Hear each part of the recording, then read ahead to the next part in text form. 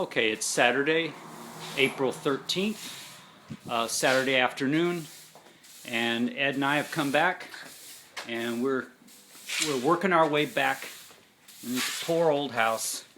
We just cleaned out this closet and this hallway, and our next endeavor is going to be this horrible bathroom. But as you can see, Eddie just swept this, and so basically we're just cleaning this out so we can get an idea of what we can do with this place, and also just to be able to walk around and also to breathe a little bit better with all this water damage and fire damaged junk in here. It's it helps just to get all this stuff out of here so that the air can circulate and this place can help air out. Also every time we're over here, we have the door open, and there's a door open back in the back, and that gives us a nice breeze through here, and it makes for a nice work environment, and also, like I said, it gets a lot of the odor out of here. Okay. Hey, Eddie. What you doing? Oh. Yes, it's getting to be about 4:30. Yeah. Yeah, maybe we should call it a day soon. Mm-hmm. This is Eddie just took. Let's see. He just took. Let me see. We had 2 bags, so this is what we did today. We did 1, 2, 3, 4, 5, 6. Okay, so we filled up 6 bags. Plus we put this old hide-a-bed out here, and Eddie brought all this junk from the kitchen out here, and this is just stuff we're leaving out for whoever wants it. And if the city picks it up, that's good. If they don't, we'll figure out like where to take it. And anyway, it's Saturday afternoon, and we came over here, and basically we finished cleaning up around the edges of this big room here. This is the front room with the terrazzo floor, and we think that at one time this front room may have been a shop, and it may have been a beauty parlor, because up high on the wall is one of these outlets, and I'll bet that outlet powered a row of hair dryers right here, but I could be wrong. By the way, the flood line, there are 2 flood lines. The highest flood line was like right after Hurricane Katrina in September, October 2005, and that's about 4 feet 1 inch from the floor. And then you'll notice there's this other line, and that's the one where the flood waters stayed for for weeks, and then they started to go down. Well, the water line came right up to here. Yeah, that's right. That's the high water line for when the city flooded after Hurricane Katrina. So when we bring electricity back, we're going to have all the outlets above and nothing below 5 feet, because you can see there were outlet.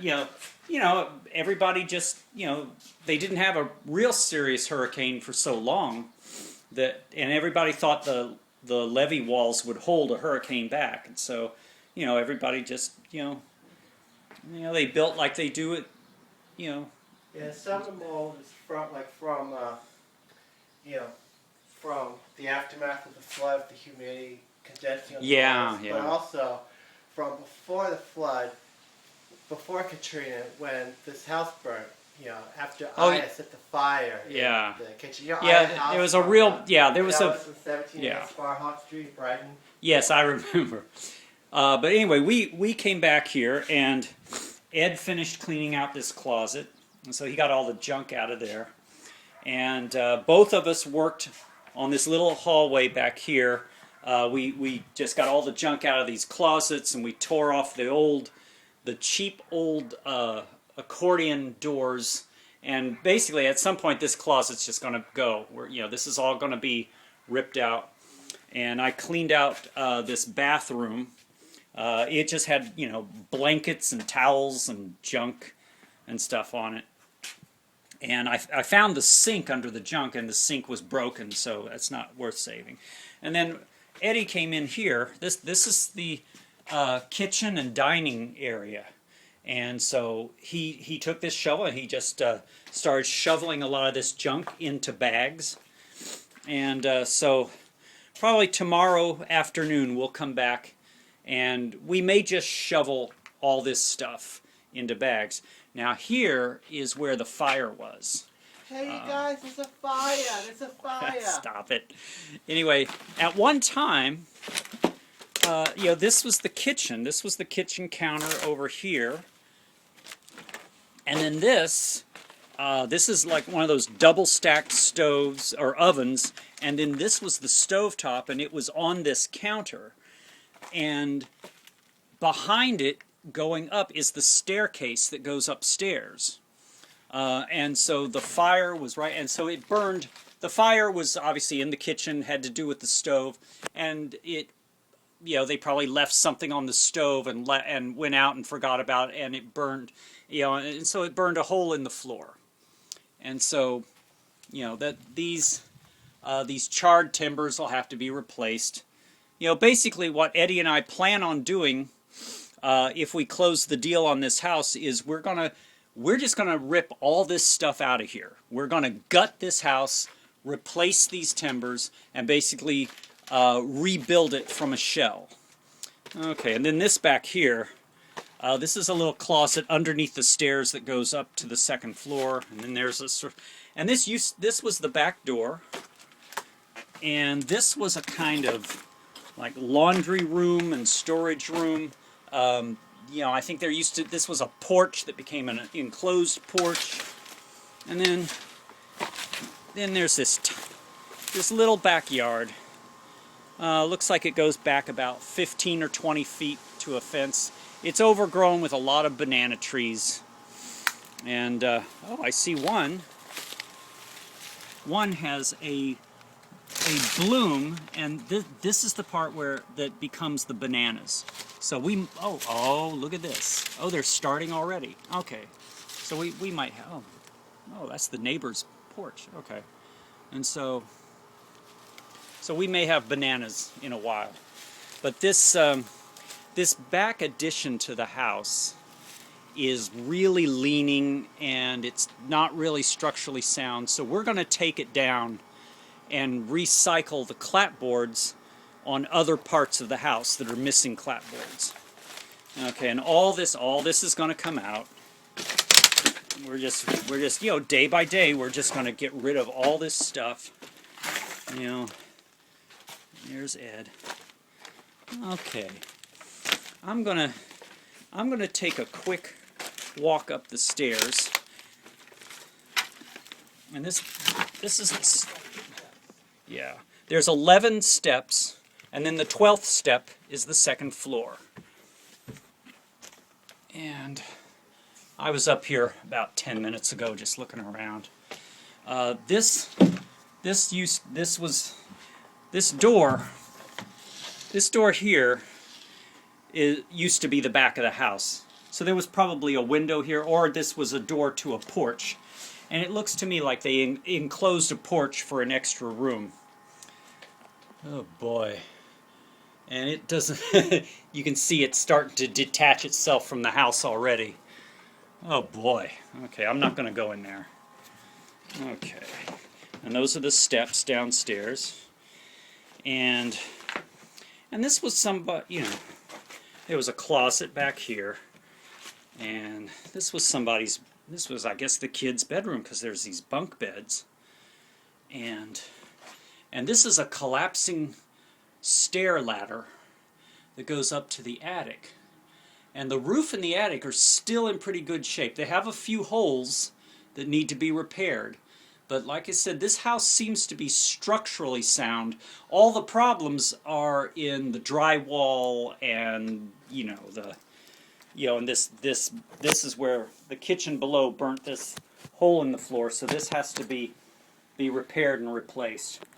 Okay, so I am going to very carefully walk around the hole. Okay, and here I am, and this was somebody's bedroom, and they had, wow, they had TV. God, you see these signs of domesticity. Somebody's fish tank. Wow, just all this stuff. And over here, someone added some closets at the same time when they put in duct work for central air conditioning. And here's a bathroom. And this bathroom may be original to the house because these ceramic heaters are pretty common to houses in New Orleans from, say, like the 1920s through the 1940s. And that's where the sink with this thing. Oh, the sink looks like it might be salvageable. And but I don't know. I'm not. That's where the toilet was. I'm not really happy with where this bathroom is. We may move. You know, we're gonna rip all this stuff out, and we may move the bathroom to another location. And here's the front room, which is compared to the other rooms, it's kind of a double room, and it looks like it was like a family room, living room that may have also been a bedroom. And this is where the real roof damage is. The front porch took a hit in the hurricane, and that's the part that really needs repair. That's a priority repair. And it looks like somebody may have come up here and stolen the doors and side lights. But Eddie and I would like to remodel this anyway and have 2 French doors that go out onto this balcony. And obviously these windows don't look like they're original. I think they were replacement windows, maybe done in the 1950s or something. See, somebody added a couple of closets. Yeah, this. God.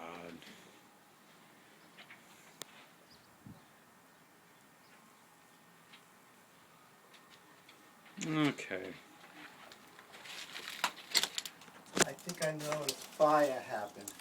Really? September 12th. Wow, what does that say? I don't understand. Play like. Oh, what? Because there's nothing else, or why September 12th? Oh, you think September 12th, 1994. There's nothing else after. Oh well, that's an interesting theory. Of course, it could have happened before because there's a lot of blank space too. Yeah. Oh God. Whew. Boy, that smells like a musty old house in this. This is a kind of makeshift closet above the stairway. So, and there's the fire hole. Take it back. It's somebody.